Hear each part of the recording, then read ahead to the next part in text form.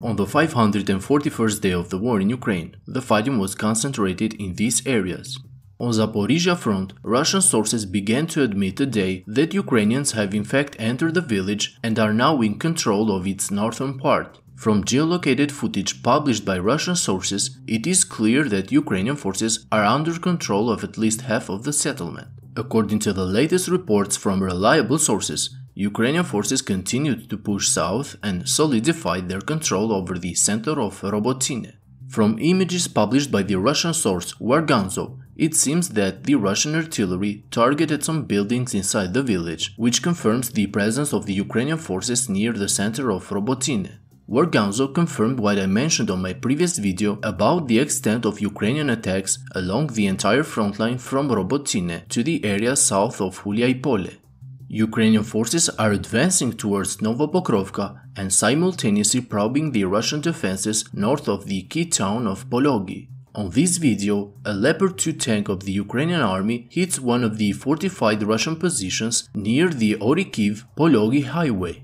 As I reported yesterday, after hours of clashes, the Ukrainian forces managed to clear this trench line, expanding their control in the area south of Novopokrovka. On the other hand, in order to keep their morale high, Russian sources also published some fake news about the destruction of some of the equipment of the 82nd Air Assault Brigade that has recently entered the battlefields near Robotyne. For example, with this photo, Russian sources claim the destruction of a Stryker armored fighting vehicle, but if we look carefully, it is clear that the destroyed vehicle is not a Stryker but just an old BTR armored personnel carrier.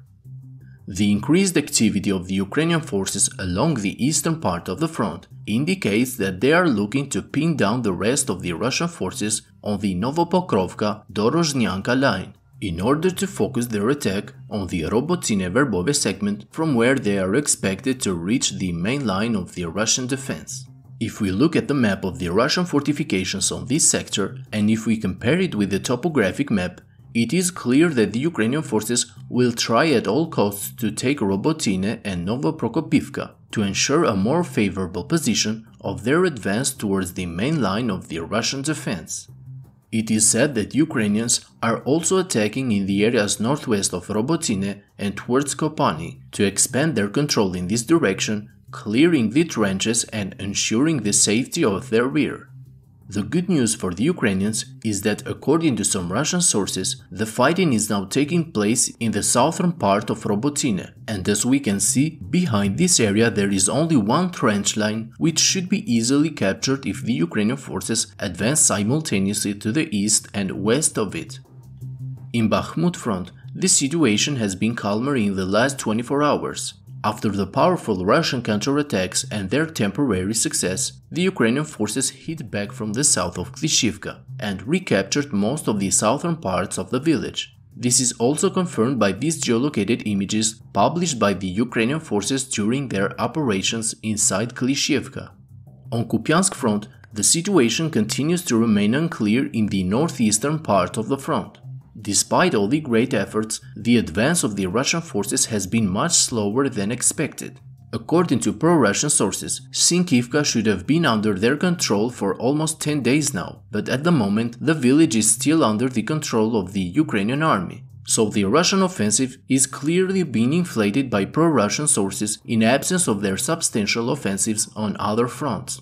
At the moment, heavy fighting continues northeast of Klishchiivka. Russian sources speak of a significant advance of their forces in this direction, but so far this has not been proven. According to other Russian sources, their progress has been slow because the Ukrainian army constantly sends new reinforcements to this front, slowing down their advance. Friends, if you like my daily updates, I kindly ask you to hit the like and subscribe buttons, as this will greatly help the channel to reach a wider audience. That's all for today's update. Thank you to my Patreon supporters and have a great day.